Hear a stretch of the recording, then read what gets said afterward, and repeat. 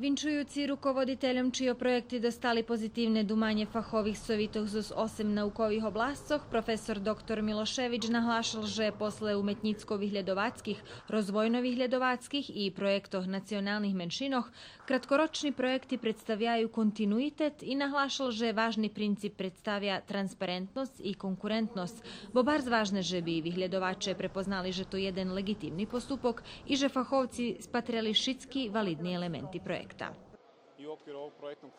U ramikoh toho projektnog ciklusa konkuroval sam s projektom, ktorý še odnoši na meranje elektromagnetnih poljoh. Robiše o postavljanju senzornej mreži, ktorá bude dlhoročno merac elektromagnetnih polja i rozvoj softvera, ktorý provazi robotu tej mreži.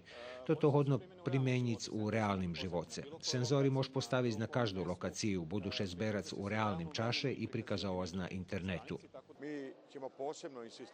Mi budeme okreme insistovať s njeljem na vidljivosti u časopisoch, ale i na intenzivnim sotrudnjstve z privredu. Preto pomáhame njeljem naukovim institucijom, ale i privrednim subjektom prek subvencijoh, že bi ich sotrudnjstvo s naukovo-vyhľadovackými institucijami bolo intenzivné. Na konkurs za čiju realizaciju predviđeni 30 milioni dinari stihli 139 prijavi, a odobreni vkupno 35 projekti. Instituciji kotri nošitelje projektov tvorja 12 državni i 6 privatni fakulteti, a tiž i jedan institut. Vkupne číslo angažovanih vyhľadovačov 222 i oni zanjati na 19 visokoškolskih institucijoh na teritoriji Vojvodini.